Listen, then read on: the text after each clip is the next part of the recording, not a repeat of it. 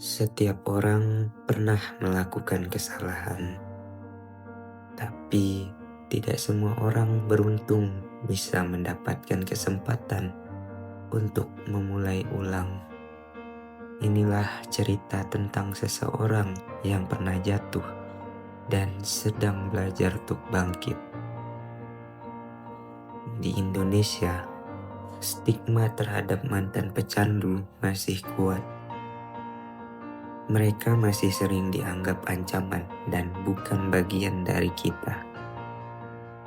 Padahal mereka hanya ingin pulang, bekerja, dan hidup seperti biasa. Horizon William Tobin adalah salah satunya.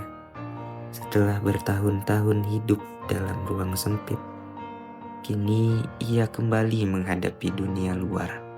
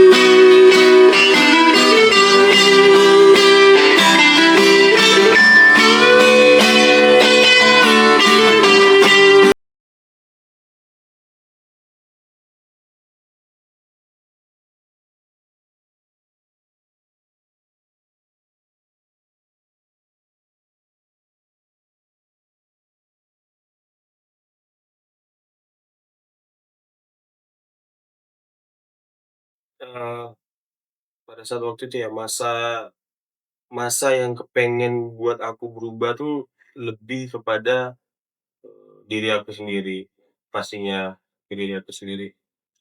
Karena, eee, letak titik capek kali ya, gitu. Itu yang membuat aku tuh pengen berubah.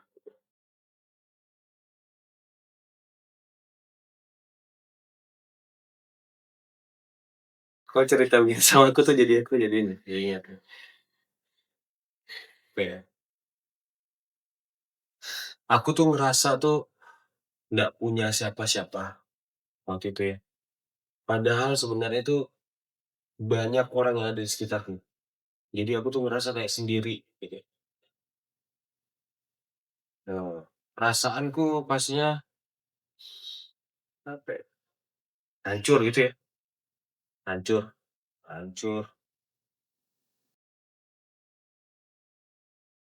Dari sisi apa nih?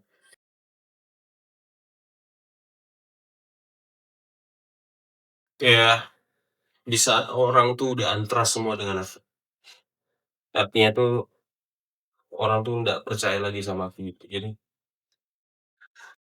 momen ya, momennya tuh yang nggak bisa aku lupakan.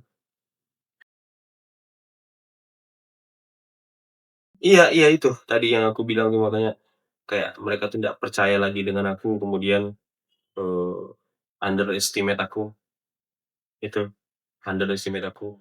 Banyak yang bilang bahwasanya tuh, eee ini nyatanya nih ya, aku tuh nggak punya masa depan.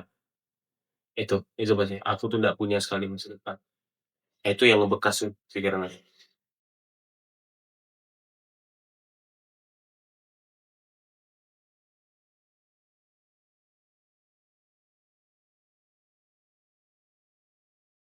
Ya ya perasaan aku waktu itu tuh gini, eee, sakit ketika dibegitukan, tapi ya aku harus terima sebenarnya. pada saat waktu itu ya, ketika mereka ada beberapa orang, yang ngeluarin statement seperti itu, secara langsung, bahkan tidak langsung, ada juga yang tidak langsung, bahasa kasarnya kayak menyindir gitu. Ya itu aku sakit sekali gitu. Tapi ada momen di mana aku tuh berpikir, "Oh next, nanti ya, nanti nanti aku akan buktikan nanti. Aku akan buktiin, nggak selamanya aku kayak gini. Aku akan keluar dari zona ini."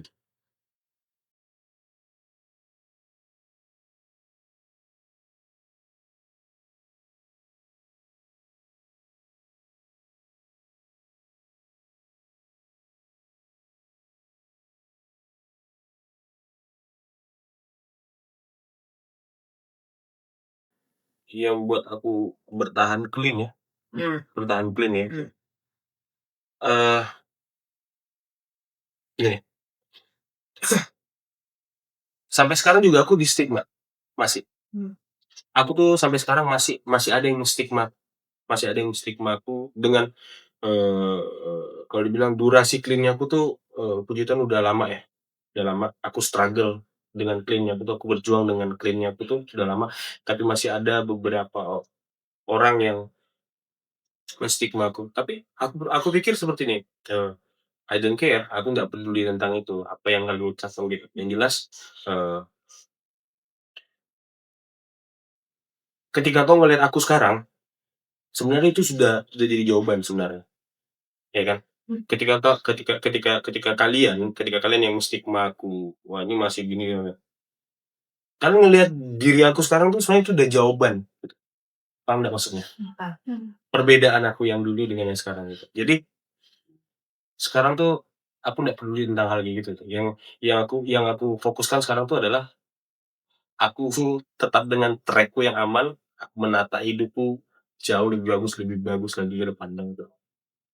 Jadi I don't care dengan itu semuanya, pembuktian semuanya. Pembuktian itu pun sebenarnya bukan untuk mereka yang menstigma aku, tapi untuk diri aku sendiri, karena menjalanin aku gitu.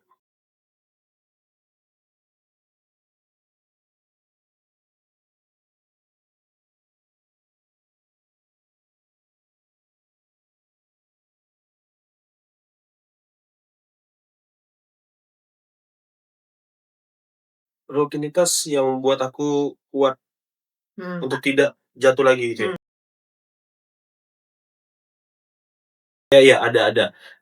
Yang tadinya tuh pola pola pola hidupku berantakan tuh ya. Nah, mulai yang tadinya aku nggak bisa bangun pagi, ya kan, akhirnya aku bisa bangun pagi. Setelah aku bangun pagi, aku buat schedule sendiri tuh, aku ngapain. Entah kayak itu aku nyapu halaman, ya kan, atau apa pun itu. Setidaknya aku bangun, sebelum aku bangun aku ucap syukur dulu. Karena itu aku udah hal yang wajib aku lakukan. Ya, aku mengucap syukur dulu. Setelah itu udah. Jadi jadi kegiatan-kegiatan yang aku lakukan tuh hal kecil seperti itu dulu. Nah, ya kan, dan itu nggak pernah aku lakukan dulu ini.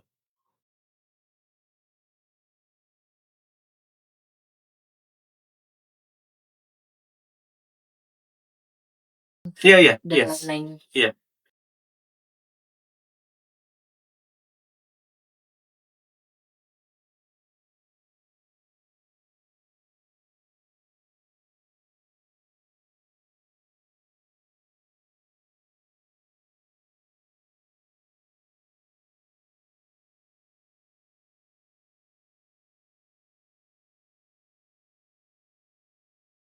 Orang-orang loh, orang-orang terdekat gitu ya, siapa pun itu ya.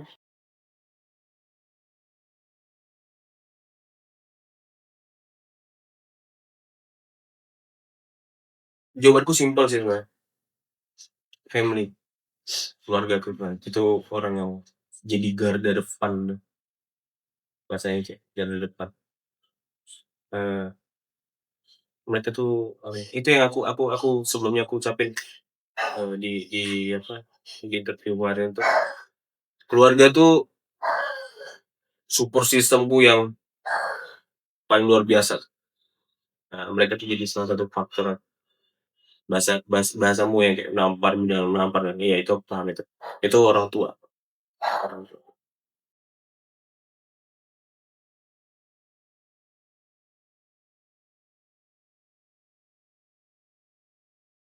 Iya. Iya kan? Iya benar. Bahkan tuh ini, nah, eee, mamaku tuh kata-kata mamaku tuh yang nggak pernah lupa dulu. Nggak ada kata terlambat untuk mau berubah. Jadi nggak ada kata terlambat, artinya ya memang nggak ada terlambat gitu. Artinya di situ aku mulai berpikir bahwasanya, ya berarti oh ya oke, mau di umurku berapa pun itu, kalau aku punya keinginan untuk berubah, pasti bisa, gitu. Sedih ya?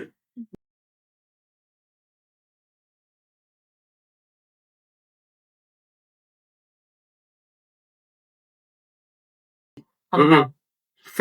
Ada nggak Bang? Iya ada. Eee, selamat datang di kota Pontianak, temanku bilang. Oh ngapain? Selamat datang di kota Pontianak dan, yang menyambut aku itu temanku yang dulu yang ada di lingkaran hitam itu, dan akhirnya, memilih jalan yang aku jalani sekarang, artinya hijrah. Iya. Artinya dia clean juga. Nah, ya apa, ya banyak sih, banyak banyak orang yang ngucapin itu gitu.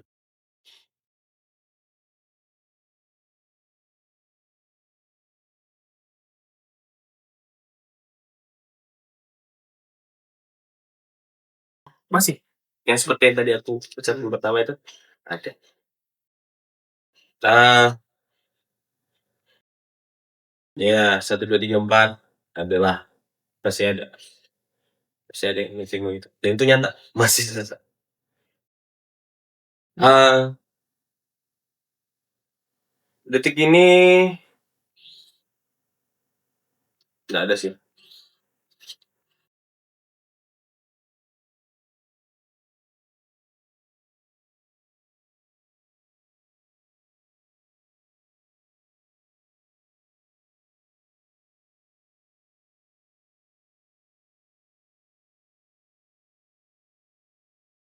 Oh, apa ya, enggak sih, enggak merendahan tuh, sama kayak orang tua juga, sama. Iya,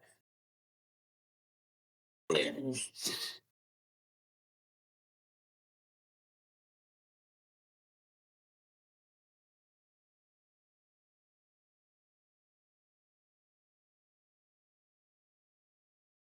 Dukungan dukungan kata-kata,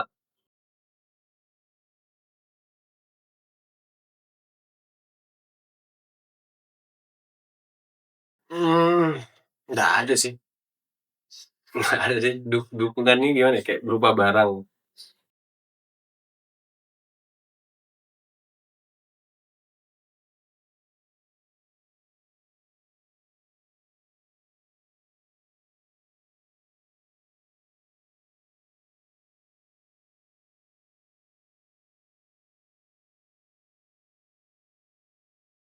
Ada, oh itu ada.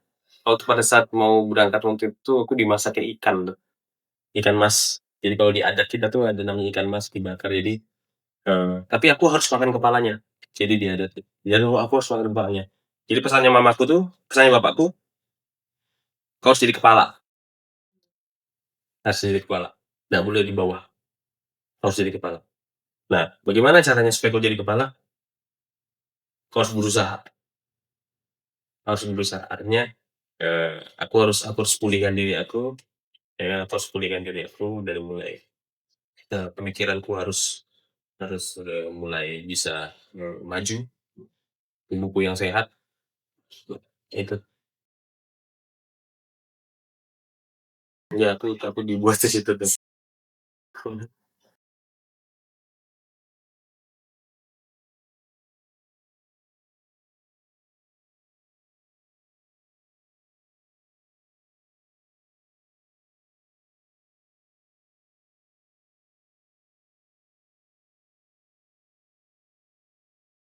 Iya ada, aku pernah, eee, apa ya, pernah ada termakan omongan juga sih aku, sampai aku tuh bilang, "Kau nggak tahu struggle-nya aku Non, kau nggak tahu struggle-nya aku, perjuangan aku bagaimana, dengan kayak entengnya kau ngeluarin kata-kata gitu, kau masih make nggak ini?" Itu pernah pernah hati aku gitu. Tapi, pelan-pelan tuh aku pikir, ya udah, nggak peduli lah aku.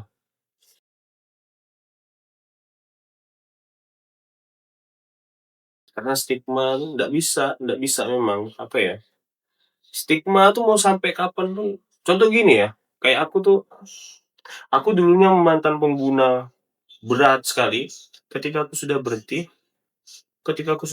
aku mau jadi bos kek, aku mau jadi anggota dewan kek, mohon maaf lah ya, mau jadi ini kan, tetap orang-orang sana tuh pasti bilang, "Oh siapa? Oh Willy, oh dulu make itu." Stigma nggak? Iya, itu.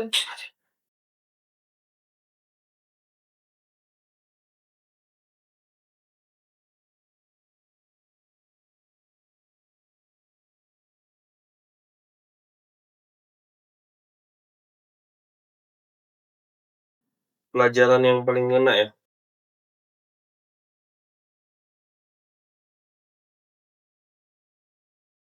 pelajaran yang paling ngena itu adalah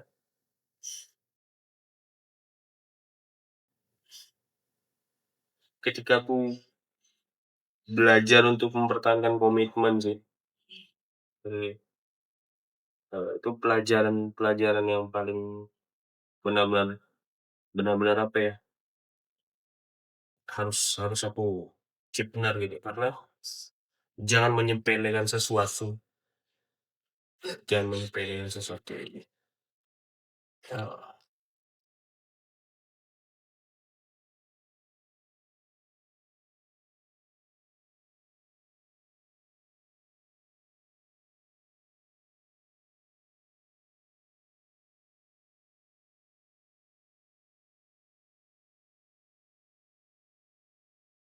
yang pertama tuh buat kayak teman-teman yang nggak pernah bersentuhan dengan barang itu, yang pasti jangan jangan pernah, karena kalau satu kali masuk, susah keluar susah keluar. Kalian punya mimpi, kalian punya cita-cita, ya kan? Jangan pernah nodai, eee, apa yang sudah kalian rencanakan itu dengan barang-barang seperti itu, apalagi drugs. Karena apa? Karena tuh di era-era sekarang tuh, bukan di era ya, zaman sekarang tuh drugs itu kayak kita beli permen, kayak kita beli rokok, ya. Iya benar. Yang tadinya anak-anak yang baik-baik, ujung-ujungnya bergaul dengan teman yang make ini, ujung-ujungnya jadinya make. Makanya aku bilang drugs itu sekarang tuh seperti kita beli rokok, eceran, petengan tuh gampang, gampang sekali. Nah itu, jadi kalian punya mimpi, kalian punya cita-cita, jangan pernah kalian barang seperti itu, ya kan. Dan kemudian buat teman-teman yang, eee, masih aktif, ya kan, harus putuskan sekarang, karena belajar untuk komitmen dengan diri sendiri, karena, eee, kalau masih, berketergantungan dengan barang seperti itu, dampaknya tuh banyak sekali, dampaknya banyak sekali, bukan hanya dari psikologis diri sendiri, bahkan dari sosial akan hancur, ya kehilangan semuanya pasti. Terus jadi, eee, ya jauhilah narkoba. Horizon William Tobin, atau yang akrab disapa Willy, adalah sosok yang kini tengah menata hidupnya dengan tenang dan penuh arah. Ia bekerja secara stabil sambil tetap aktif bermusik bersama bandnya, Kanopi, yang saat ini sedang menggarap sebuah EP. Meski jadwal manggung sedang kosong, Passion bermusik tetap menjadi ruang ekspresi yang ia jalani tanpa tekanan. Beberapa tahun terakhir, kebahagiaan Willy banyak datang dari kehadiran pasangan yang setia mendampingi, serta dukungan hangat dari keluarga yang selalu menjadi motivasi terbesarnya. Kedua sumber dukungan itu mendorongnya memperbaiki hidup, menabung, dan memandang masa depan lebih serius. Perjalanan Willy tidak selalu mudah.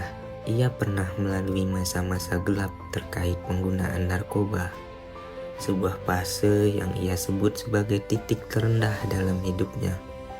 Pada masa itu, ia bertahan hidup dengan mengamen di berbagai sudut kota, dari Sungai Raya Dalam hingga Jalan Merdeka, untuk memenuhi kebutuhan sehari-hari dan kecanduannya. Meski sering berada di jalan, ia menolak stigma bahwa anak jalanan selalu negatif. Baginya, semuanya kembali pada mindset dan pilihan pribadi. Willy pernah merasakan kerasnya hidup di luar, berjalan kaki berkilometer, menumpang kendaraan hingga streetan ke berbagai acara musik dengan modal seadanya. Kini, perjalanan panjang itu membentuknya menjadi pribadi yang lebih matang. Rutinitasnya sederhana, bekerja, menikmati waktu dengan pasangan, nongkrong, meminum kopi, dan menekuni hobi baru seperti latihan samsak. Musik tetap menjadi bagian penting hidupnya, dijalani secara kolektif dan penuh cinta, bukan sebagai sumber nafkah utama. Dukungan orang tua, pasangan, dan lingkungan terdekat menjadi fondasi yang membuatnya terus melangkah maju, meninggalkan masa lalu dan membangun versi terbaik dari dirinya. Bagi banyak mantan pecandu, masa terberat bukanlah ketika berada di saat-saat tersebut, namun ketika sudah merasa bebas dan dunia tetap mengurung mereka dengan prasangka. Namun di tengah penolakan dan keterbatasan, pasti akan selalu ada cahaya kecil dari orang-orang yang percaya bahwa setiap manusia bisa berubah. Kisah ini bukan sekedar membahas tentang masa lalu.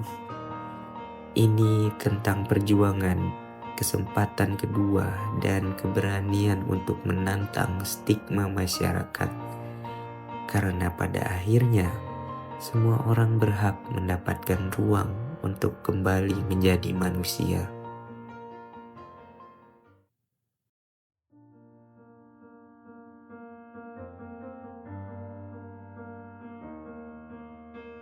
Setelah mempelajari dari kisah gelap Kenada, aku baru tersadar bahwa memang perjalanan manusia itu tidak pernah yang namanya linear.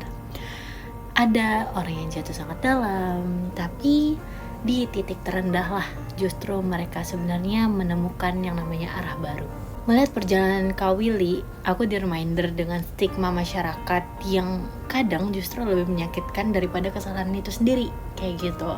Dan hal itu tuh membuatku berpikir tentang bahwa kita tuh sering kali loh yang namanya ya mengejudge atau menilai orang itu terlalu cepat tanpa kita tahu perjalanan apa yang udah mereka lalui, apa yang mereka jalani. Well, di satu sisi aku tuh sebenarnya merasa kagum sama Kak Willy, dimana dia itu nggak menyerah dengan masa lalunya, tapi justru di sisi lain aku juga belajar gitu. Rupanya ya mau dukungan dari orang terdekat, mau itu keluarga, pasangan, temen, ataupun yang lainnya, itu sebenarnya itu bener-bener ngefek ke kehidupan kita, sehingga kita tuh punya motivasi untuk tidak menyerah begitu saja. Kalau ditanya refleksi apa sih yang paling aku rasakan, itu adalah tentang kesempatan kedua, dimana kita itu sebagai manusia kadang tuh terlalu menuntut ya kita harus sempurna kayak gitu, tapi kita lupa kalau misalnya manusia itu juga bisa loh yang namanya mencoba lagi. Manusia itu berhak yang namanya berubah, manusia itu berhak untuk terus mencoba, manusia itu berhak untuk memperbaiki diri, berhak untuk menjadi versi terbaiknya, dan tanpa harus terusan dikurung dengan masa lalu. Kisah Kak Willy itu tuh sebenarnya membuat aku bertanya ke diri aku sendiri, Apakah aku udah yang namanya memberi ruang bagi diri aku sendiri ketika melakukan kesalahan? Atau justru aku tuh sering menghakimi yang namanya diriku lebih keras daripada lingkungan itu sendiri. Aku belajar bahwa proses yang namanya menjadi lebih baik itu pasti yang namanya tidak instan, kayak gitu. Kadang ya pelan, kadang bisa jatuh, tapi pasti yang namanya nggak ada yang namanya sia-sia. Terus juga di kisah Kak Willy kita itu bisa ngelihat rupanya itu kita semua tuh sebenarnya punya cahaya kecil, entah itu dari keluarga, entah itu dari pasangan, entah itu dari teman dan lainnya, atau bahkan dari diri kita sendiri yang membantu kita akhirnya bangkit lagi. Kisah ini mengajarkanku tentang satu hal sederhana tapi penting, yaitu setiap orang pasti punya masa lalu, tapi nggak semua orang itu punya keberanian untuk memperbaiki masa depan. Dan aku ingin menjadi seseorang yang terus bangkit, terus belajar, terus memahami manusia, termasuk diriku sendiri. Aku Raisa, aku izin pamit. Terima kasih. Halo, saya Fasyatilia. Nah, dari project video kali ini saya belajar bagaimana cara memanusiakan manusia, cara memberikan HAM kepada orang itu dari sudut pandang yang berbeda. Pada konteks kali ini narasumber kami itu seorang mantan pecandu narkoba, dan dalam konteks lain tentu saja pecandu narkoba bisa kita katakan kriminal karena seorang pelanggar hukum. Namun dari situlah saya belajar bahwa bahkan seorang mantan pecandu narkoba pun atau seorang kriminal itu tetap memiliki HAM yang harus negara dan masyarakat berikan, bahwa seorang kriminal sekalipun mereka memiliki hak untuk kembali melanjutkan hidup dan mimpinya. Dan narasumber itu sangat baik, sangat ramah. Bahkan ketika kami wawancara, rasanya seperti ngobrol dengan teman lama gitu. Dan abangnya tuh bisa membuat suasana tidak canggung. Intinya dari video project kali ini tuh oke banget sih. Halo semuanya, saya Airin dengan NIM E1101241039. First impression saya dengan Bang Willy, beliau adalah orang yang hangat, dia juga welcome banget dengan kelompok kami untuk datang ke rumahnya. Dia juga banyak bertanya mengenai video seperti apa yang ingin kami buat, jawab pertanyaan-pertanyaan apa yang akan kami tanyakan kepada beliau. Lalu untuk menurut saya hal yang paling menginspirasi dari diri beliau adalah bagaimana beliau bisa bangkit dari masa terpuruknya menjadi dirinya yang saat ini. Karena jika teman-teman bisa lihat, dirinya yang dulu dengan dirinya yang saat ini sungguh jauh berbeda. Dia mampu bangkit dari masa-masa terpuruknya dan mencoba yang terbaik untuk menjauh dari hal-hal itu. Dan kemampuan beliau untuk terus bertahan clean, kemampuan beliau untuk terus bertahan ada di tracknya saat ini adalah hal luar biasa dan sangat-sangat menginspirasi bagi saya. Sukses terus Bang Willy. Thank you. Teman-teman, perkenalkan aku Vin dan Tiara. Dalam video kali ini aku akan melakukan refleksi diri mengenai pengalaman aku ngobrol dan pembelajaran apa sih yang aku peroleh dari hasil wawancara tersebut. Setelah aku ngobrol dan aku wawancara langsung sama Bang Willy, ada banyak hal sih yang bikin aku berhenti sejenak dan mikir awalnya tuh aku kira ini wawancara biasa kan, tapi ternyata ceritanya tuh jauh lebih dalam dari yang aku bayangkan sih. Selama aku ngobrol, aku tuh ngerasa campur aduk, kagum karena Bang Willy tuh berani jujur cerita tanpa ada yang ditutup-tutupin. Sedih sih waktu dengar cerita soal overdosis dan rehabilitas Bang Willy. Merinding pas dia jelasin gimana kerasnya efek putau dan ganja, sabu-sabu gitu. Dan aku juga ngerasa empati karena semua yang dialami itu bukan karena dia mau, tapi karena dia udah tergantungan sama putau itu. Di sisi lain aku juga termotivasi sih karena dia bisa bangkit dari titik paling terendahnya sampai akhirnya dia bisa kuliah lagi, pindah ke kota, kerja, dan kembali ke musik. Dari wawancara ini sih aku belajar banyak, terutama bahwa pecandu itu bukan penjahat. Mereka orang yang lagi berjuang dan bertarung sama diri mereka sendiri yang nggak kelihatan sama orang lain. Proses pulih dari masa lalu ini panjang, naik turun, nggak selalu lurus. Lingkungan juga punya peran besar sih, dan rasa sepi itu bisa jadi musuh paling berbahaya. Aku juga sadar kalau dukungan keluarga dan teman-teman itu penting banget dalam proses seseorang buat berubah. Dari perjalanan hidupnya Bang Willy, aku belajar bahwa semua orang punya masa lalu, tapi itu bukan akhir dari cerita mereka. Perubahan itu proses pelan-pelan dan gak semua orang berani melakukannya.